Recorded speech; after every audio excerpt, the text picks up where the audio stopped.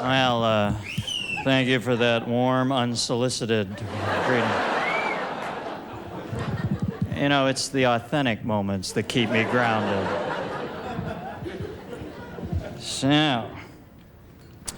I went into the salon. I said, I want to look like Potsy on Happy Days.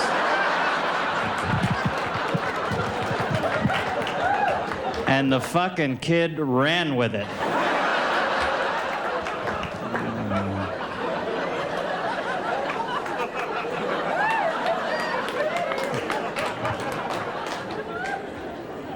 Now,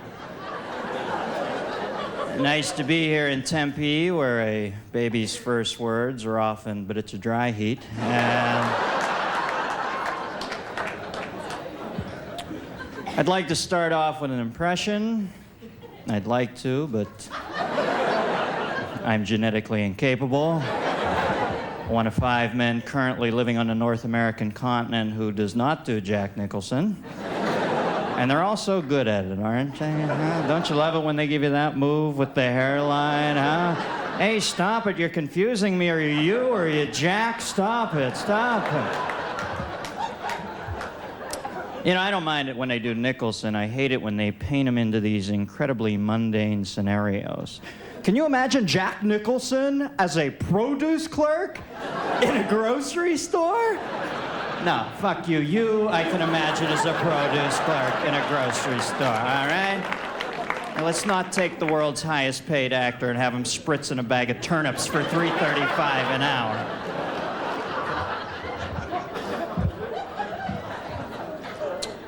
Got out in the park today, saw a bald eagle. I think it was bald. He was pulling feathers over from this side of his head, and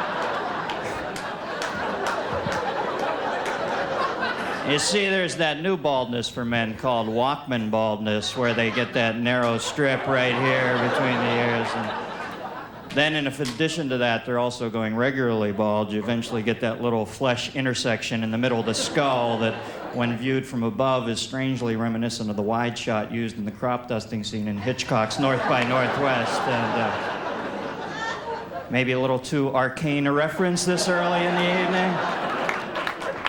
Sort of like that clumsy, too-soon grab for the breast on a first date.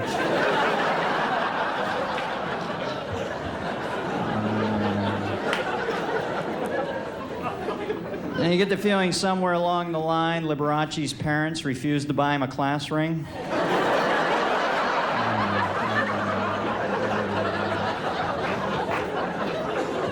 Got up early this morning, went to a diner for breakfast. I ordered 2 eggs that looked like my brain on drugs, and I had the softer mescaline eggs. You know, I really wasn't up for the hard blotter acid eggs this morning. Spent the afternoon listening to self-improvement cassettes, and now I'm feeling a little inadequate that I don't have the CDs.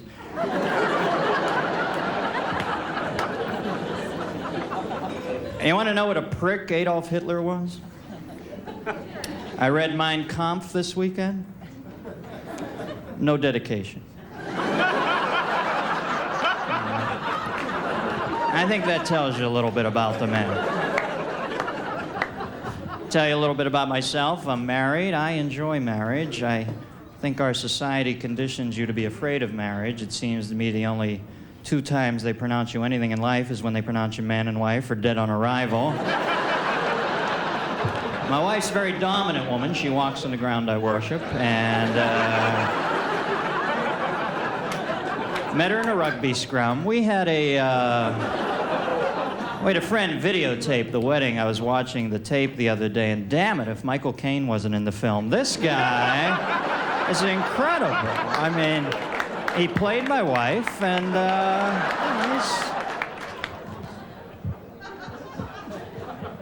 So I'm driving over tonight. Now, what's the story? If a school bus is in front of you with blinking red lights, you have to pull over, stop, sell the car, get back in your mother's womb. What the hell is that about? Driving over, get stuck behind this woman driver. She's paying no attention whatsoever to the road, attending to housekeeping duties at a high rate of speed in lane 4 of the interstate, adjusting the digital clock on her dashboard, I presume so that the coroner would have an accurate time of death when she eventually plowed headlong into the woman from the Bugle Boy jeans commercial who was invariably in the wrong lane. Excuse me, that guy you just put in the body bag, was he wearing Bugle Boy jeans?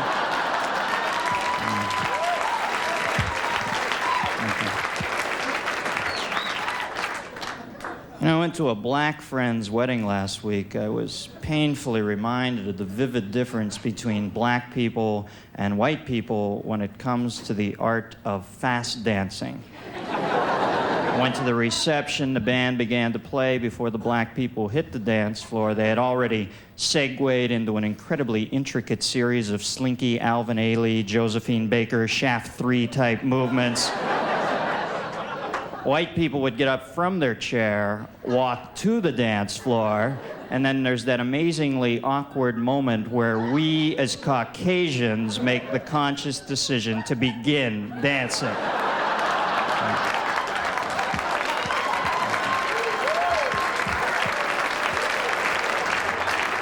Okay, are you ready, Madge? 1, 2, 3, go! Yeah. And white men are the worst. They dance like the villagers are chasing them with torches. They've got that Baloo Jungle Book midsection thing happening, and arms are locked in that repetitive rock'em sock'em robot type activity.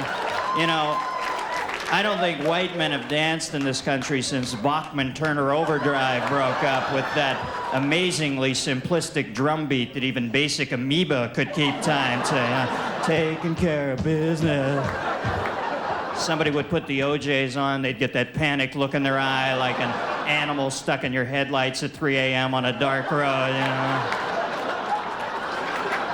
Oil can, you know. So, what's new in the world? Washington, D.C. Mayor Marion Barry. Can you believe he got off? Surprising, because I'd always heard that ordinarily when you do that much blow, you can't get off. And kind of ironic that he and Ed Koch both stepped down in the same year, seeing as Koch's slogan was, "How am I doing?" and Barry's was, "How much am I doing?" And you know, he's thinking about running again. You talk about balls the size of Alpha Centauri. He's got a new campaign slogan: no blow, no hookers, just good government.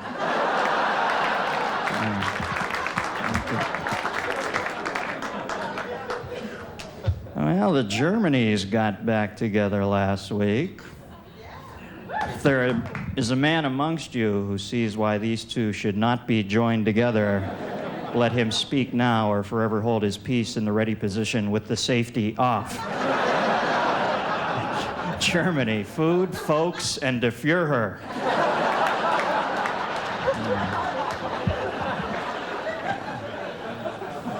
I don't know, I view the reunification of Germany in much the same way I view a possible Dean Martin-Jerry Lewis reconciliation. I haven't really enjoyed any of their previous work, and I'm not sure I need to see the new shit right now.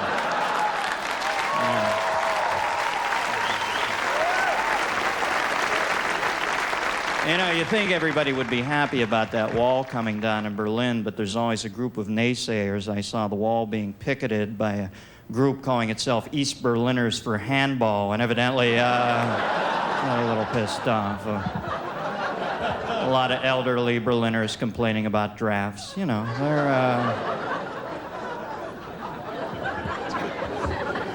And now that that wall's come down in Berlin, isn't it about time we did something about that barrier between Virginia and West Virginia?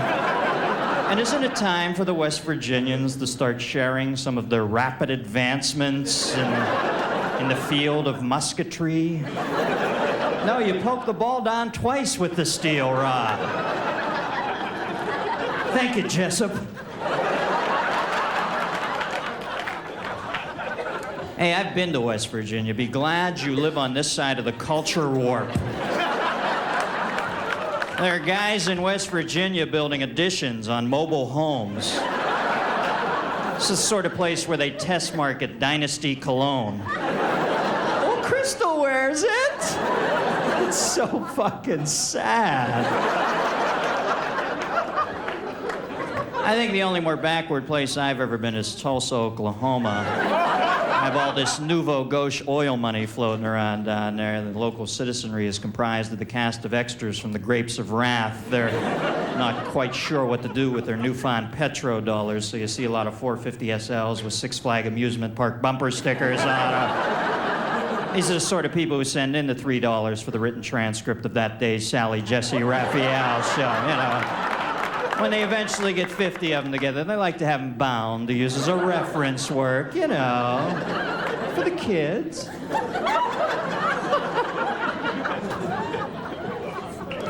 I've been traveling a lot. I make Jack Kerouac look like an agoraphobic. I was in Greece, actually Greece 2, and want to know how amazingly brilliant the ancient Greeks were, folks? The Parthenon is cable ready.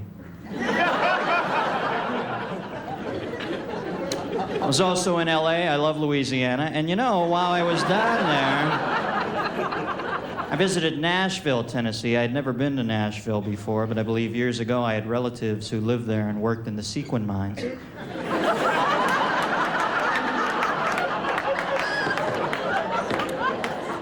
I've been flying a lot. Flying in this country has turned into an amazingly arduous process, especially boarding the plane, which has now become this tedious Bataan death march with American Tourister overnight bags.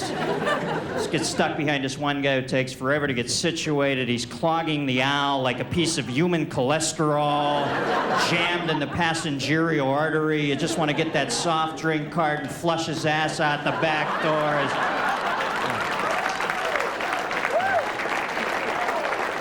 Folding that sport jacket like he's in the color guard at Arlington National Cemetery. Or else I get stuck behind the wizard who wants to beat the system by gaffer taping a twine handle onto a Frigidaire freezer box and calling it carry-on. You know, they're wedging it into the overhead with hydraulic jacks. It's like trying to get Pavarotti into a wetsuit, for Christ's sake. And exactly when did stewardesses in this country get so fucking cranky? Now,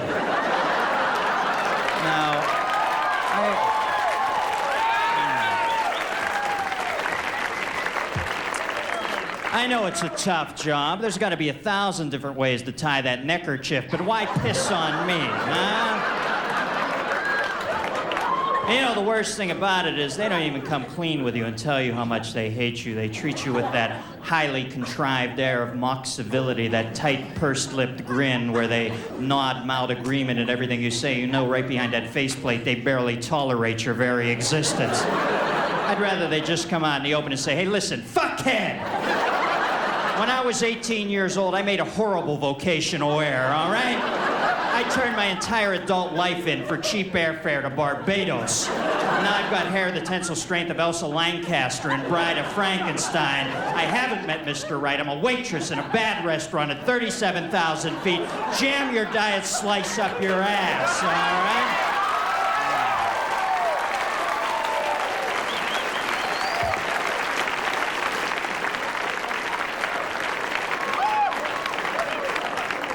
Nice to see I'm not alone in my disgruntlement. At least show me something. Come down the aisle like the old broad from Russia with Love with a knife point coming out of her shoe, you know? Peanuts, Mr. Bond?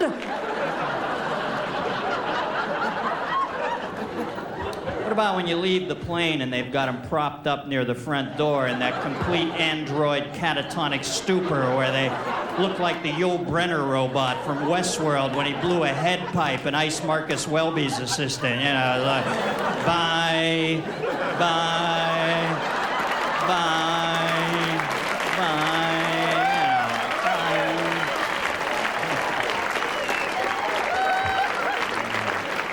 It's like you're fucking stockbroker on Thorazine or something, you know? And am I the only one who likes to get on a plane and unwind with a good book, sit there in a little peace and quiet? I'm constantly in conversations with complete strangers. I'm always being approached by these overly ebullient Jonathan Livingston human types, this 18-year-old kid who's on his way back from Aruba and wants to show me the skull bong he purchased there that's carved out of volcanic rock. You know, he's always got a dream he wants me to interpret for him. What am I, fucking Queequeg? Get a shrink. And you're afraid to not talk to him. You never know who the terrorist is on the plane, and you hate to alienate anybody who's looking for a prom date to Valhalla. You know what I think the worst thing about dying in a plane wreck is you now have to check into eternity with the same group of pinheads you couldn't stomach on the flight from New York to L.A. And if you thought they had inane questions about air travel, imagine how entirely perplexed they're going to be by the concept of eternity. God, now, we're in heaven, okay?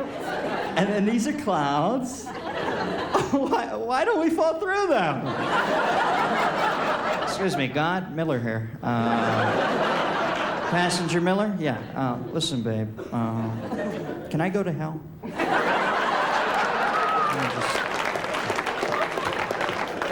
Yes, you can, for calling me babe. A lot of terrorism in the air, but you know, when you walk through the air terminal and see the crack security people manning the perimeter, I think we all sleep the sleep of angels, huh? Came into Phoenix the other day. The woman working the x-ray machine had the attention span of Boo Radley. She's sitting there like Captain Pike from Star Trek. She had a channel flicker. She's watching baggage from other airports, for Christ's sake. Yeah. You think pilots make fun of those guys who bring them the last 10 feet into the terminal with those cone flashlights, huh? Well, thank you, Vasco da Gama. I kited in from Malaysia. You're going to take me the last furlong, Captain Eveready. I hope you don't blow a D-cell. I'd hate to be stuck out here in a Bermuda tarmac for the rest of my life, you know. I was working in Atlantic City not long ago at the Trump Castle. I flew down on the Trump helicopter, 6 seats. Or 10 minutes outside of Manhattan, the stud pilot Race Bannon comes on the PA system and announces he is turning off the fasten seatbelt sign, releasing us to get up and move about the cabin. I salute you, Lieutenant Rickenbacker, huh? I'm hunched over in this ballpark Frank. This guy's giving me the green light to do-si-do up the aisle. Yeah, I think I'll head up into the piano lounge. They've got a midget with a Casio on his lap. I mean, for Christ's sake, the bathroom was a fucking NyQuil cup. Where were we going?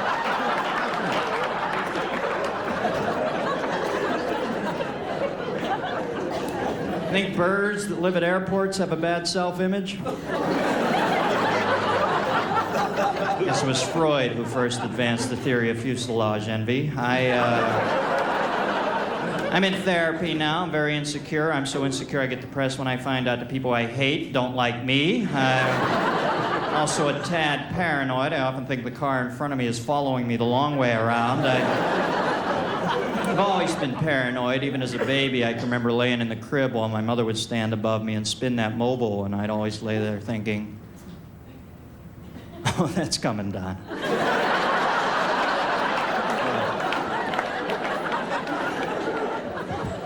Very neurotic about my health. I have a medical alert badge that says I'm a hypochondriac, and I can't even use a vending machine anymore. Anybody remember when all this took place behind the scenes? You put your money in, you pull the lever, you pick up the candy bar. Now they have these clear front plexiglass machines with the little spirals, and the Fritos always live up on the penthouse floor of the little simulated apartment building.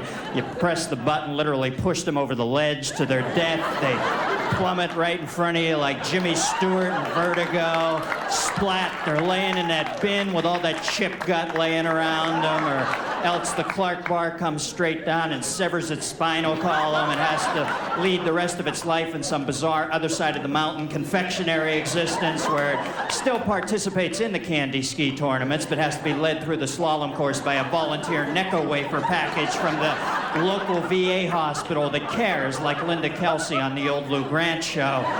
Stop me before I sub-reference again.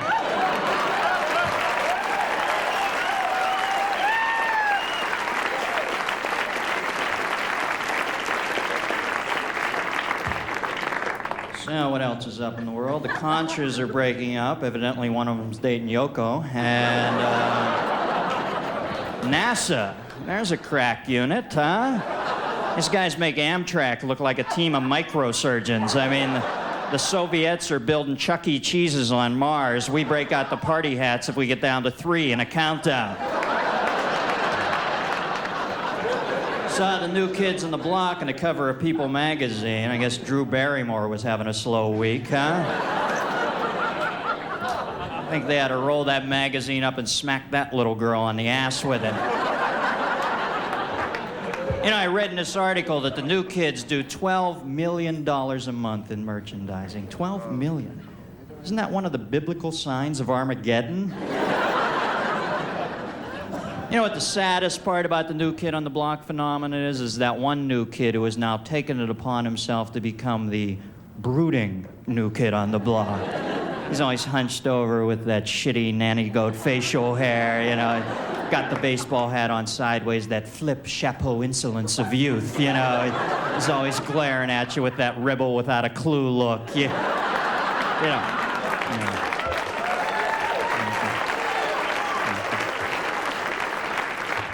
You got 4 kids who look like Denny Terrio embryos, and the 5th kid is Sylvia Plath with writer's block. Yeah. He's always whipping up on that Harley just to let you know he's a motorcycle guy in a moped band. Oh, sure, he might sing. Do do do do do do do do do do do do do, but he doesn't mean it.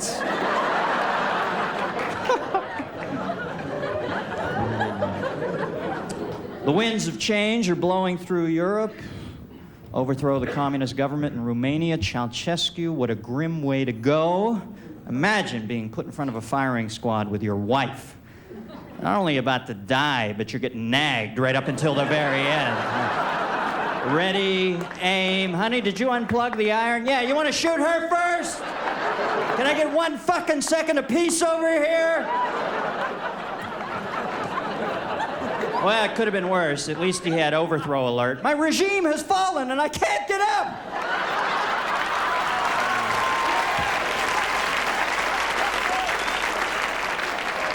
I've seen enough other comedians milking that hackneyed premise. I thought I'd jump into the pool hip deep. Yeah, what else is up in the world? Beirut? This isn't even a city anymore. It's like a huge open-air Nintendo game.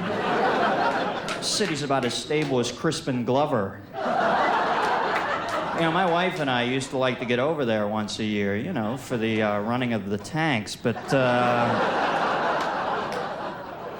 it was never very expensive. We'd use our frequent hostage miles, but we just don't feel...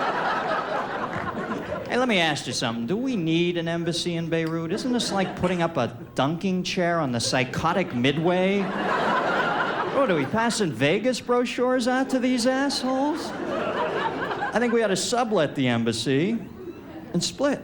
I love the thought of one of these car bomb idiots kamikazing up to the front gate, loaded for bear, and, you know, we're just not home. It's just one of those clock signs on the front door. Back when you get your shit together, all right? You think car bomb guys have stickers on their bumper that say, "How am I driving?" What do you think a security deposit goes for in a 2-bedroom pad in downtown Beirut, huh? Better go to the light blue column on the abacus for that calculation. See where they want to put Reagan's head on Mount Rushmore now. Couple snags in the plan. They're not sure that granite is a dense enough material to accurately portray the former president's head. He evidently got a little lazy towards the end of that last term. I was reading his wife's autobiography, My Turn. I think his is coming out at Christmas. It's entitled Her Turn. And in the book, she said he got a little lazy. He evidently had the button hooked up to a clapper. Just in case the shit hit the fan in the middle of the night, he wouldn't have to get out of bed to blow up the world, you know. Clap on, all gone. Clap on, all gone. The clapper! How fucking far is your life degenerated when you're buying a clapper for your TV set, huh? Isn't this where the government steps in and puts you to sleep? We have a new president now, George Bush. I find Bush an interesting dichotomy in that he is anti-abortion and yet pro-death penalty. Yeah, I guess it's all in a timing, huh, George? I saw Quayle speaking on abortion the other day. He said there are only 2 reasons a woman should have one. One, if her health is threatened, or 2, if she doesn't want to have the baby. And I think the kid's nailed down a position there. You don't see much of the Quailmeister anymore, do you, huh? They got the kid on the short leash, don't they? Yeah, Quayle functions as the open box of Arm & Hammer baking soda in the rear of the Bush administration. Sort of like the Barney Fife of Washington, D.C. They give him that one bullet for his shirt pocket, hope he doesn't hurt himself out there. I don't even see him anymore. I think I saw him last week in one of those magazine ads for Amaretto. But, does anybody recognize any one of those fucking people, huh? What is that, part of the Federal Witness Relocation Program, or what? And Marilyn Quayle Merle, what is with that hairdo, baby, huh? What is that thing over there? Isn't that the corporate logo for the Ocean Spray Cranberry Juice Cocktail Company? I mean, didn't they used to run that behind the credits for Hawaii Five-0, or? I guess it was kind of preordained. We had another Republican administration. The Democrats didn't really throw too much up against them.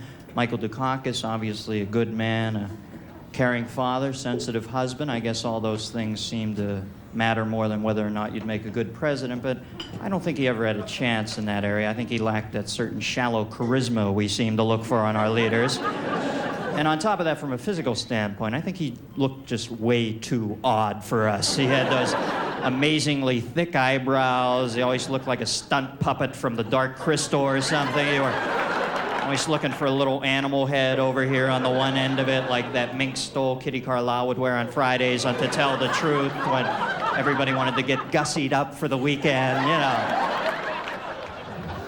I don't even know why Dukakis would want to lead this country right now. We seem to live in such a uptight, reactionary, pain-in-the-ass haven right now. I mean, if Joseph McCarthy was alive today, I swear he'd be a little squeamish about what's going on. Everybody has an opinion, and everybody's completely unbending on that opinion. I think what we're seeing is the fascism of absolute freedom.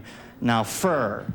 You know, I don't believe in fur. I don't wear fur, but it stops right there because I am pro-choice across the board, and I'm beginning to think that the #1 endangered species in this country is somebody who retains their freedom of choice. I have nothing against these fur people, but I think...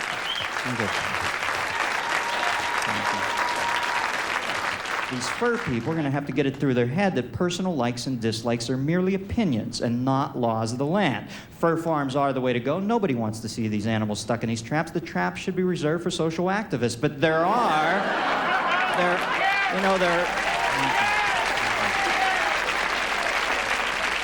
I've seen people in New York City step over fellow human beings laying in their own piss to spit on somebody who's wearing chinchilla. And, you know... Now they pretend to spit on you if you wear fake fur. I mean, how far do we go with this madness? Maybe if we refocused a little of this house pet energy into tidying up the human condition, we'd all be a little better off. But you know, you take a look at these people. You take a look at these people and you see that they're so glazed over with fanaticism, there's no talking to them. You take a deep look in their eye and you can see somewhere along the line they have been so horribly hurt or disappointed by their fellow human beings that they've chosen to become way, way too cordial with the animal kingdom. You know, if I could talk to the animals, I wouldn't, because they're fucking animals, all right? I have enough trouble being civil to my fellow human beings, much less sitting around a campfire with a quartet of loquacious spider monkeys. Yeah, Yim Yim, would you like another s'more? And now the mink is everybody's cause célèbre in this country, the precious little mink. I guess so. Every time I watch one of these Mutual Omaha Wild Kingdom shows, the mink is the biggest prick in the entire forest. He's always got some young marsupial pinned on. He's gnawing his carotid artery out. Yeah, the mink is a delight. Let's sit him next to Grandma, okay? I mean, how bad could his life be? He's wearing fucking mink. And trust me, if the roles were reversed, this little bastard would be wearing your pelt, okay? So when you hit your knees tonight, thank your walking upright God that it played out the way it did. And, you know, I need Bob Barker lecturing me a little more on personal ethics, you know. Maybe if I had spent the last 2 decades interviewing these semi-retarded game show contestants at the high-low wheel, I'd be looking to form study groups with orangutans, too. I especially love it when Bob cautions me against using any product that might involve animal testing for merely cosmetic purposes. Well, Bobo, what the fuck have you been dyeing your hair with for the last 20 years? I mean, have you seen this guy? He makes Edgar Winter look like Gabriella Sabatini, for Christ's sake. And can we rotate those Prices Right models every 2 or 3 millennium? That one gal is Nebuchadnezzar's wife.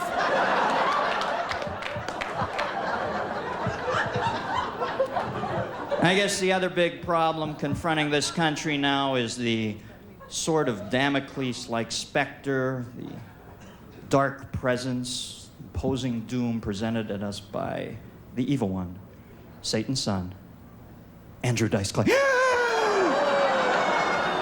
Oh, isn't this a bunch of crap? Don't we look for things to bother ourselves about? Is anybody here that threatened by this man? Is anybody in this room so non-ego formed as an adult that they're afraid listening to his record album will make them kill another human being? I mean, come on. Isn't its worst sin is it's a tad innocuous? Nursery rhymes with the word pussy in it? Come on, folks, it's Fonzie with Tourette syndrome. We gotta take it easy. Just lighten up. I'll tell you why America loves this story, because it gives certain Americans the opportunity to speak for other Americans. And no matter what they say about baseball, this is the national pastime. Don't you hate it when the liberal intelligentsia in this country comes down from this tete-a-tete they're having with the burning bush on the mountaintop and deigns to speak for what they construe to be the unwashed, stupid masses? Well, you know, I can see through Andrew Dice Clay, but then again, I have a bachelor in communication from Tallahassee JUCO, but those people, the cattle, I don't think they get it. I best tip them to my personal wisdom. That is such a narcissistic bullshit attitude. These are the same people who worry about album lyrics. You know, folks, if your kid is capable of being pushed over the brink by anything Gene Simmons has to say, you're just not doing your job as a fucking parent, all right? Something.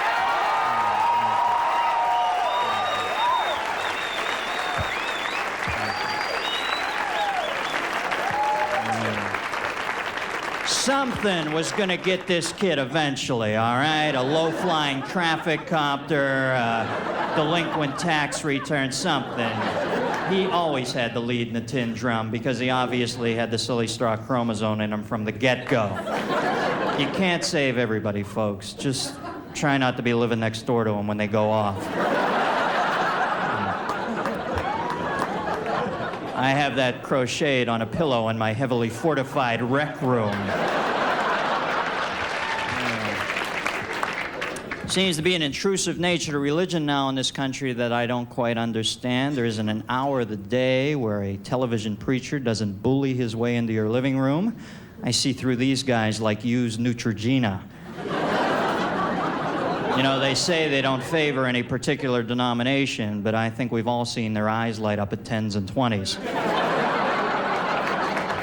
And I should preface these remarks by telling you I have nothing against born-again Christians. Indeed, if I was to be quite honest with myself, in some dark recess of my psyche, I'd have to admit that I'm a tad envious of these people, this amazing cathartic ability they have to turn all the wrongs, the injustices, the inadequacies of their life over to Christ. I wish I had this ecclesiastical whiteout. Unfortunately, I've been cursed with an intellectual starch blocker that prohibits me from having a charismatic scene in my makeup mirror with an archangel, but God knows I wish I could.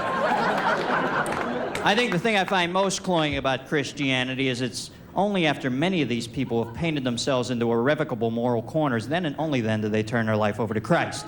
Nobody goes to Christ on prom night. It's only when they fucked it up so horribly that nobody down here will talk to him anymore.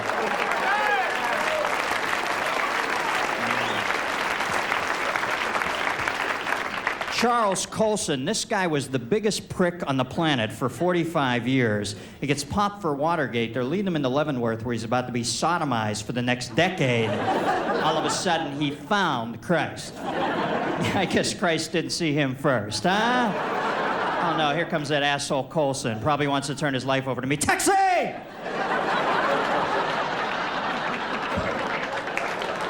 Now 7-Eleven has bowed to pressure from the moral majority and removed Playboy and Penthouse from their newsstand.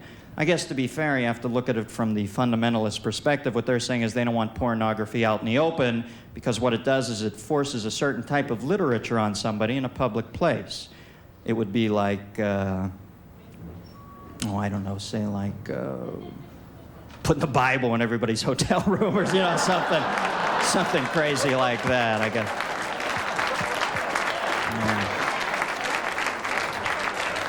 Thank you for the heretical applause. I'll see you all in hell. The American legal system doesn't work. Can you believe Charles Manson is still alive? How bad do you have to fuck up before we pull the plug? This guy hacked up 14 people. He's on TV more than I am, for Christ's sake. I see him on Geraldo every 2 weeks like some psychotic greengrocer or something. I know you're not supposed to advocate the death of a fellow human being, but I think this cat reneged on his membership dues a long time ago, okay? I mean...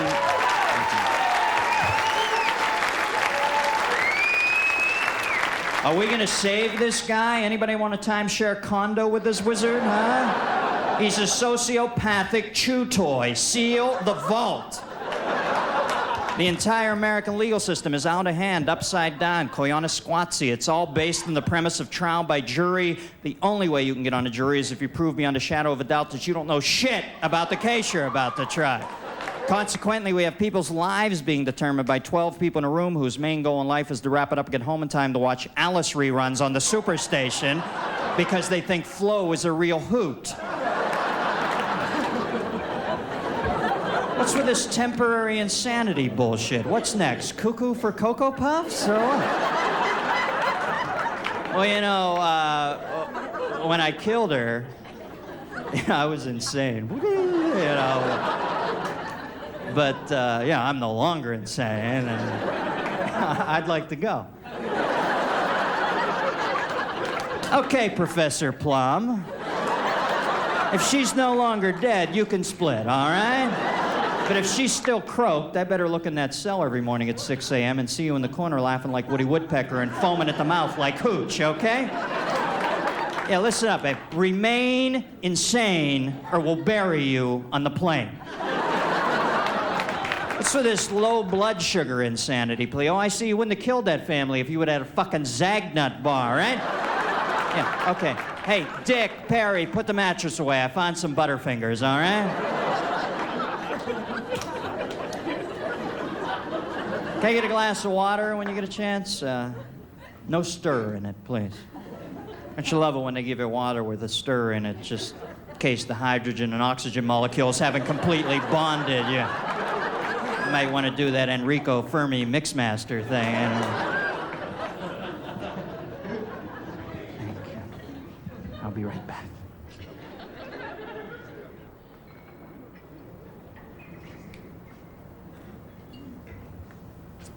You know what I'm amazed at, folks, is the success of these organ donor programs, huh?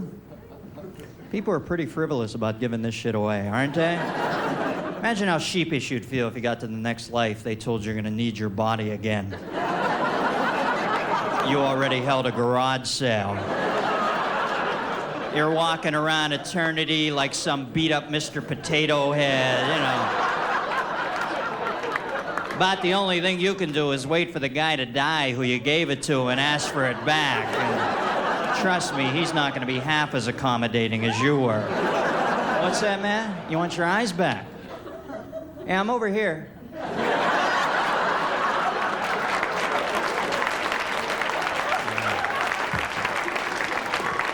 You're banging into cherubim and seraphim, What's the exact difference between the cherubim and the seraphim? You know, if I'm not mistaken, I think the cherubim are the ones that hang from the roof of the cave.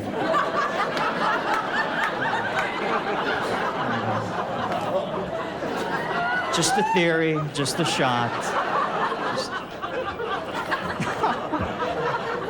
Yeah. Why is it now whenever I come off a major highway, I get to the end of the exit ramp, invariably there's somebody there who wants to sell me roses? You know, because it's so frequently I have the major romantic interlude at the base of a main road. You know what I do now? I carry a vase in the car with me. They run up with the flowers. I lean out first. Hey, obviously need a vase for those. I've got one for sale here in the car. Kind of topspin lob that purchase volley back into their end of the court. Why is it now whenever I come up to a stop sign, there's always some young teen team there from the local fraternity collecting for their favorite charity? If I choose not to give, they give me that tisk look like I'm Eva Peron fleecing the masses. All of a sudden, they're serious, civic-minded young individuals. You know, the night before, they're running around the frat house with Bing cherries jammed up their ass, trying to drop them into martini glasses. And all of a, yeah. All right. All of a sudden, they're Albert Schweitzer and I'm Attila the Hun or something, you know.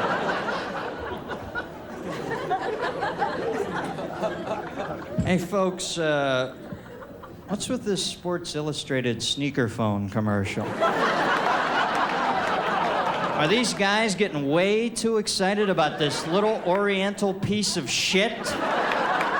You see the look in their eye? They're like the Magi at the Christ Child's manger. They're, you know, laying hands on it like the apes in the first 10 minutes of 2001 with that big bit of honey bar, you know, and it's a fucking phone. You know, the guy that Alexander Graham Bell called that first day was not this excited about the concept of the telephone.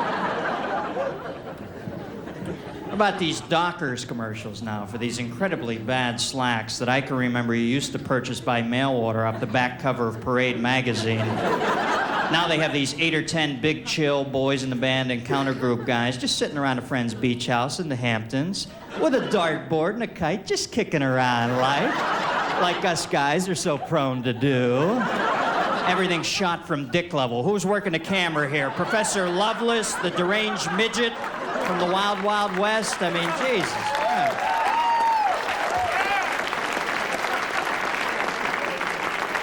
And all these guys do is talk about how they can't get laid wearing these pants. Okay, there's a ringing endorsement. Give me 2 pair. I'll go live in a fucking cave and do circle jerks with D.B. Cooper for the rest of my life. Merrill Lynch. Do I need to see this bull's dick on every commercial? I'm trying to invest some money. I have this huge barnyard animal dragging its crank across Daytona Beach, leaving this penile rivulet in the sand. Yeah, you want to put that fucking thing away? Yeah, thank you. Get me a guy in a coat with a legal pad, all right? It's a great heifer vast friends. I'm trying to diversify my portfolio, all right, Marquis de 4-H? I guess the new trend in American advertising now is the half-hour talk show in the form of an ad. There are 2 of these. Either we have the 2 British guys who are the masters of cleaning and polishing anything in the universe except their own fucking teeth, or you have the little oriental real estate magnate, Tom Wu, who has leveraged half of Beverly Hills using nothing more than Bel Air coupons, you know. I'm beginning to believe Tom, though, because when you look like that, you don't get bikini chicks running around your pad unless you have beaucoup bucks, all right? This is real estate for people whose concept of real estate is hotels are red and houses are green. A lot of movie sequels out there, more coming too. Star Trek VI, The Apology, and they're making Rocky V now, Rambo 3, Friday the 13th Part Pi. I figure eventually these 2 films will intersect on the chart. We'll have Rocky the 13th, Rocky boxes Jason for the title. Jason sticks him with that Ginsu, whips off his hockey mask. He's Gene Siskel.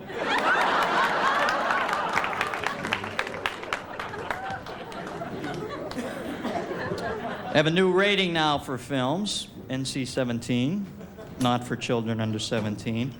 I don't know, is age the real problem here? Isn't it smart? Shouldn't we have an IQ 80 rating or something? Ever read the actual listing on an R-rated film? Children under 17 must not view this film unless accompanied by an adult. And you know, just remembering what a sensitive cat my dad was, I'm sure he could have coaxed me through some of the more difficult passages in the film. Dad? Why did the man have to die? Well, you see, son, he was a slack-jawed little fucking rat. And all rats have to suck the pipe, baby. Thank you, Dad. I'll pass that on to my boy someday. My old man made the great Santini look like Leo Biscaglia. I can't even go to movie theaters anymore, and now they have these 18-screen movie space arcs. You ever call up one of these places to get theater times? You get stuck on that Inagata-Davida drum solo message from hell. I don't stay on the phone that long with friends contemplating suicide, all right? So I rent films. The other day I rented Young Guns. This is the film where everybody in it is Martin Sheen's son, but nobody has the same last name, huh? There's a tight nuclear family there. What is that, the Anti-Waltons or what? You know why I think people like to rent films? Because at home they control their environment. There's so many things you don't control in a movie theater. The prices, the people around you, the facilities. You ever go into the bathroom of a porno theater? It's like a soccer match. Nobody wants to touch anything with their hands. You have guys turning on the blow dryer like this, you know. Nobody wants to get that Andromeda strain on their willy. I think people rent porno films now because sex is not quite the participant sport it has been in the past. It didn't really affect me. I was never very adventurous sexually. I remember in high school I used to serve as the group's sexual designated driver. No, you guys fuck tonight. I'll stay flaccid. No, go ahead. I'll get you home. Don't worry, huh? And things were tame when I was a kid. I couldn't even survive today. You've got 16-year-olds with amyl nitrate tabs and Vietnamese spin fuck chairs. I would be in completely over my head. Some things never change sexually, though. Sexual roles. Men love and probably need to feel in control sexually. I have a theory that this is why men love to make love from behind. It's an amazingly powerful moment for a young man when the woman gives that Audra Barkley hair flip and looks back over her shoulder like Emma Peel during the opening credits for The Avengers, and guys hanging onto her hips. That moment he realizes he is undeniably and unquestionably at the helm of the bobsled.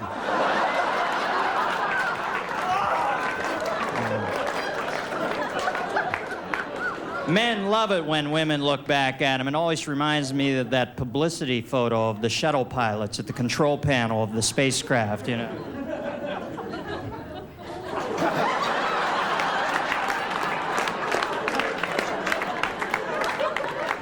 Team Commander Bobby Crippen gives it a thumbs up. It's a go for a Tuesday launch, huh? Women don't change sexually either, though. Women love to go out with other couples and swap he's so cute stories. You're out with two people you hardly know, somebody she met in a macrame seminar. All of a sudden, she decides to reveal the most intimate details of your life together. You know, Georgianne, he is so cute. The other night, he crawled in the bedroom on all fours with my vibrator jammed up his ass. Whoa, whoa, whoa, whoa, whoa. Honey, no, 20-second injury, no. You're hoping nobody heard. You go to the office on Monday, guys are coming up to you, hey, Denny. Boom.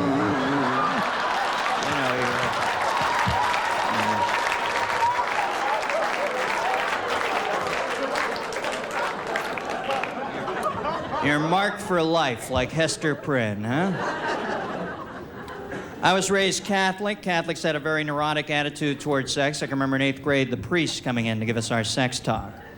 The priest. Let's talk about the blind leading the blind, all right? How valid is a sex talk from a man without a zipper on his pants? This guy's got his libido in a garment bag up in the attic. All of a sudden, he's my sexual Sherpa, all right? Yeah. Sorry, Padre. I gotta see proof of purchase, okay, pal? And these prayers they terrorize little kids with. When you look back on it, it's incredible. No wonder we're all so neurotic as adults. Now I lay me down to sleep. I pray the Lord my soul to keep. If I should die before I wake, well, somebody gets an extra donut for breakfast, huh? What kind of prayer is that for a 5-year-old? If I should die before I wake, hey, I ain't going to fucking bed, all right? Yeah, get cable, Mom. I'm up. Adults love to terrorize little kids, even adults you don't know. Remember you go to the public swimming pool when you're young, you're just about to dive in, invariably somebody would scream, "Hey, don't pee in the pool. We've added a special chemical to bond with your urine and surround you with a purple cloud." Whoa, whoa, whoa, whoa, whoa, whoa, whoa. I'm 5 over here, Dr. Alchemy. Isn't that the reason little kids go to the pool in the first place? You're standing there in the shallow end next to your best friend talking about kindergarten. Yeah, sure, we made the handprint in the clay. Oh, yeah, sure, I love to eat the paste. That's a given, uh-huh. God, Scooter, you are knee-deep in my whiz. I can't believe you don't feel this, brother, because I am over here wailing on you like Red Adair with a fire hose. For Christ's sake, Ironside, wake up. I just blew out your kneecap. The reason he can't feel it is because he's peeing on you, and the pee is smacking together in the middle to form some bizarre piss force field that even Spock could not break through with a Vulcan urine meld that he used on the hortozygote testicle creature. You have been very nice. Thank you, and have a nice evening.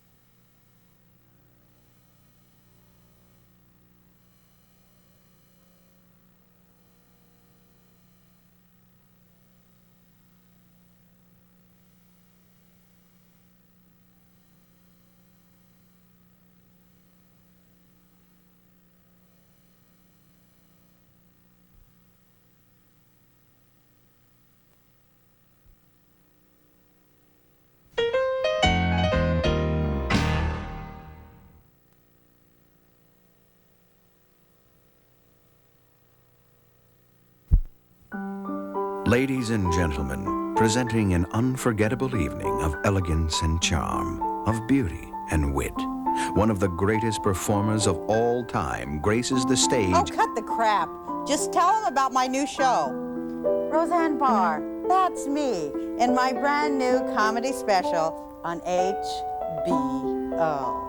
Rosie with a Z, strictly upper crust.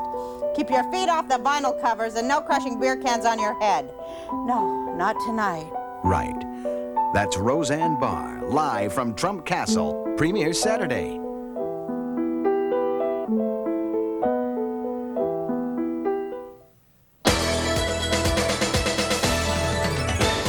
Scott Baio is an aspiring young photographer, but when he focuses in on love, the developments are overexposed in I Love NY, next on HBO. That pushing wasn't necessary, man. All that cheating, man. You know what I mean? That's pitiful. Oh, he'll get one little dunk, man. Y'all act like that special. Spud Webb do the same thing. Hey, do you have an HBO special? Do you have an HBO special? I do. Why Sinbad, Brain Damage on HBO. He don't have nothing. Let's play one more game. I'm gonna pump up. Man, I'm trying to pump. Coming January 12th on the HBO Comedy Hour. Happy New Year, HBO viewers! Hi, I'm Kevin McDonald from the Kids in the Hall, and I'm having a Kevin McDonald from the Kids in the Hall New Year's party! It's an entire night of comedy with a dozen of HBO's one-night stands. A lot of Kids in the Hall will be coming, and we got a lot of celebrity special guests, and they'll be having cheese and crackers! And you'll be feasting on comedy. It's show after show of the best one-night stand comedy specials. The party starts at midnight with your host, the Kids in the Hall. Don't miss HBO's New Year's Eve Comedy Bash. Happy New Year! Well, I guess we can't keep it a secret any longer. Sally Field. What do you say we talk some trash? Dolly Parton. I am having an affair with a Mercedes-Benz. Shirley MacLaine. Daryl Hannah. Olympia Dukakis. Julia Roberts. Pink is my signature color. Time has made them close. Life has made them friends. They'll steal your heart. Steel Magnolias. Premieres Tuesday on HBO. The best movies. Meet Mr. and Mrs. Rose. I want a divorce. You can't have one. After 18 years of marriage, they're calmly divvying up their possessions. It's a lot easier to spend it than it is to make it, honey bun. You might not have made it if not for me, sweet cakes. Or maybe they're not.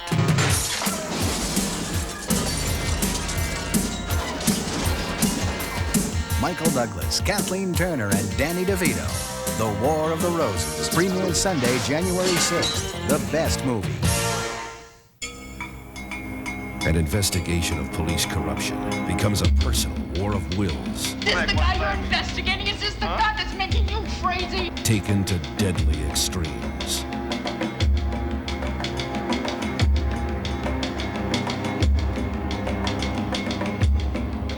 Internal Affairs, starring Richard Gere, Andy Garcia, Laurie Metcalf, and Nancy Travis. Premieres Saturday, January 12th on HBO. The best movies. We want to ascertain the risk of you committing another crime. Women in prison. Randy, you rocked out of your skull. So you got a problem with it? Yeah, you pregnant. When they're doing hard time, When you do. Said I was. what happens to their children? Why do you have to be here? Why? I'm sick and tired of picking up after your mess. I got a boyfriend I never get to see. Do you know why? Because I'm working 2 shifts to take care of your kid. What happened? Where is he? He was arrested for selling narcotics. When women commit crime, So you even told your family that you're up for parole? Why get their hopes up for nothing? who really pays the price? You've been threatening to come home for years. Don't lie anymore. It just makes you look stupid. Ray Dawn Chung, Lolita Davidovich, Annabella Sciorra, Talisa Soto, Rachel Tickerton, and Grace Zabriskie in powerful, true-to-life dramas. Prison Stories, Women on the Inside. Premieres Saturday, January 26th on HBO.